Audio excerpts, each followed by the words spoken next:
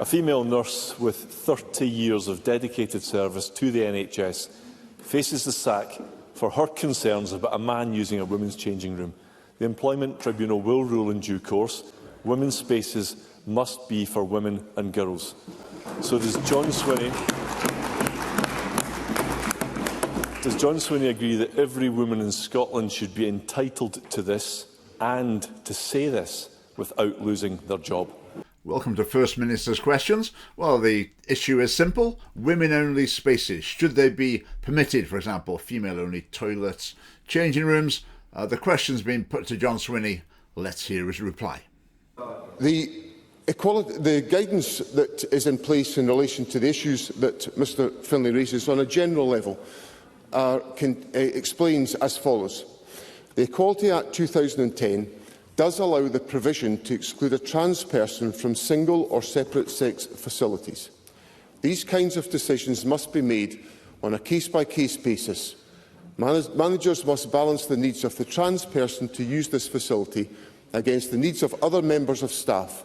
They should also consider if other staff members will experience any disadvantage if the trans person is allowed to use the facilities.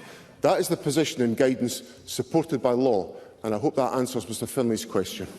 Well, what did we expect from John Swinney? He sort of quotes the law, he quotes the guidelines. The 2010 Equality Act, what it says is single-sex spaces, you can have them if you can justify them in a particular situation, but there's no right to them, so you might be able to, you might not be able to. Who knows how you decide? Maybe you have to go to court and settle it in court whether you can or can't, or should or shouldn't. So in other words, the Equality Act is just useless. It completely fudges the issue and is very, very unhelpful. But as far as John Swinney is concerned, he's answered the question by quoting the Equality Act. I mean, isn't that just classic John Swinney? He thinks that reading the rules, reading the guidelines, reading the law, once you've done that, what else could there possibly be to say on the issue? I mean, to be honest, I find it quite chilling listening to John Swinney speaking like this. Where's his conscience? Where are his principles? Where is moral judgment?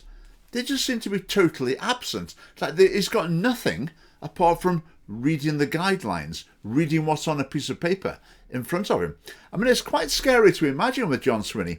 What if the guidelines prescribed some terrible acts? Would he be capable of saying, well, the guidelines may say that, but I can't do that. That's a gravely evil thing to do. Could you imagine John Swinney saying that? I find it really difficult to imagine. I say it's chilling. Anyway, back to John Swinney. Let's see what else he's got to say. And I come back to the point that I made in my first answer, that the guidance, and I'm reading from the guidance that Mr Finlay is talking about, the Equality Act 2010 does allow the provision to exclude a trans person from single or separate-sex facilities. These kinds of decisions must be made on a case-by-case basis.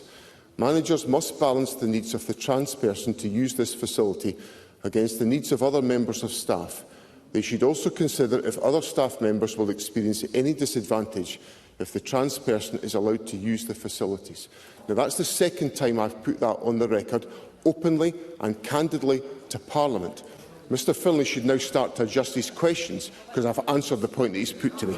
So according to John Swinney, he's answered the point again now. In other words, should women have female-only spaces? Well, maybe go to court and let a judge decide. I mean, what more answer can you want than that? Surely that's absolutely crystal clear, thinks John Swinney. Now, again, John Swinney, he can't see how there's anything more you could possibly say on an issue apart from reading out the official guidance. Russell Finlay. I'm going to repeat this again, and I'll do it very slowly for the First Minister's benefit. Right, Russell Finlay, that's out of order. That's an unnecessary personal attack. But while you're busy thinking up what you think are clever personal attacks, you're missing the main points which you should be making. Because Russell Finlay basically just keeps repeating the same things over and over again, rather than responding to what John Swinney's saying. Now, this madness isn't just happening within the NHS. It's in schools, it's in prisons, it's in rape crisis centres. Female pupils too scared to use shared toilets over fear of sexual intimidation or assault. A male prisoner serving life for murder in a women's prison and able to get an operation to reduce his Adam's apple. Rape victims being told they are bigots for wanting to know the sex of their counsellor. Scotland's public services waste too much time, energy and money on this nonsense, all because of SNP gender self-ID policy and legislation with the backing of Labour, the Lib Dems and the Greens. Well, Russell Finlay talks about gender self-ID, but that's not really relevant because that law has not come into effect, so it's really nothing to do with it. But the important law here, the important principle, is the 2004 Gender Recognition Act that says a man can become a woman and a woman can become a man if they fill in the appropriate paperwork and get a certificate from the government. And that law is supported by the Conservative Party and Reform and Albert, let's just make it clear. So Russell Finlay supports a law that says a man can become a woman can become a man, but then he's claiming somehow the SNP's self-ID is what's causing all the trouble.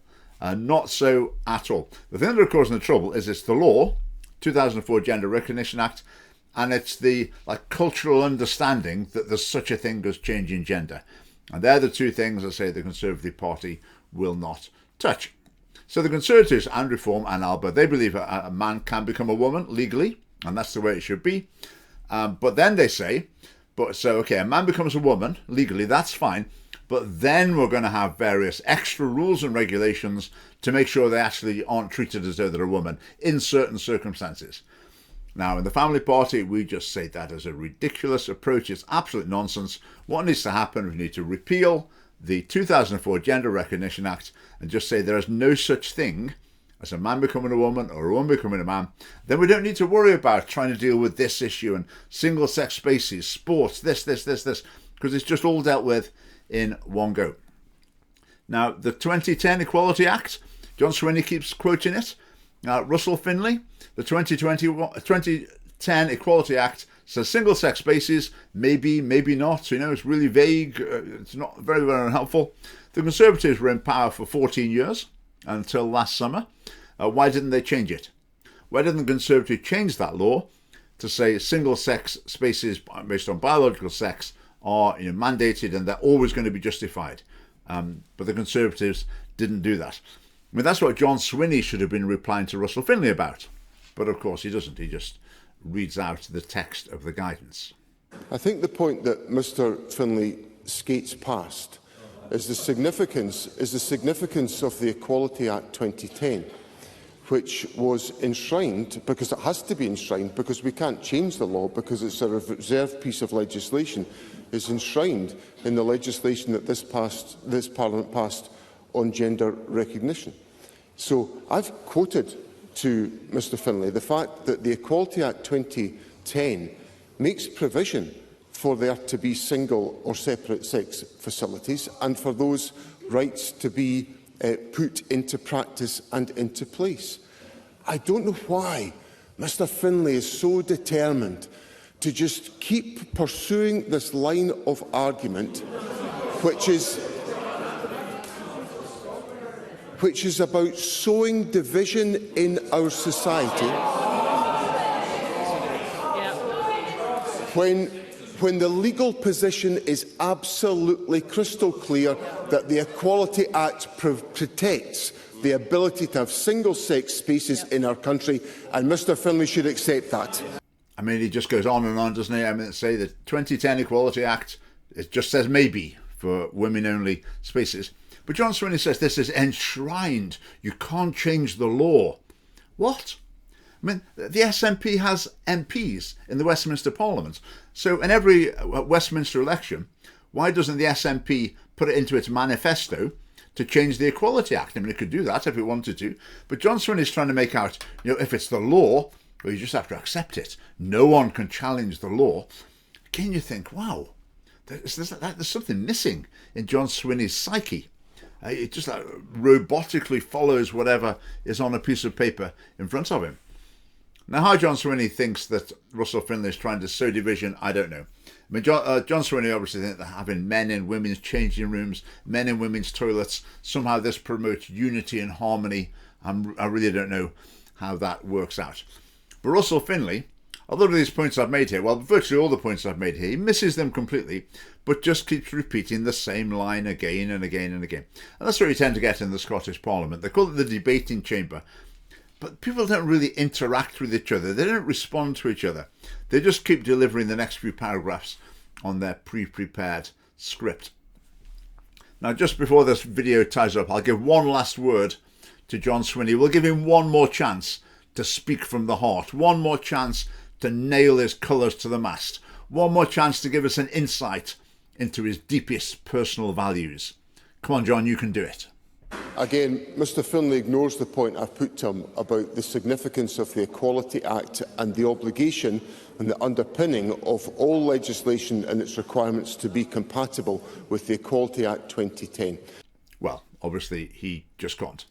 So the Conservatives, along with Reform and Alba, they talk tough on the transgender issue, but they would all continue the legal fiction that a man can become a woman and a woman can become a man. Whereas the Scottish Family Party, we would pull up gender ideology by the roots once and for all. Well, thanks for watching.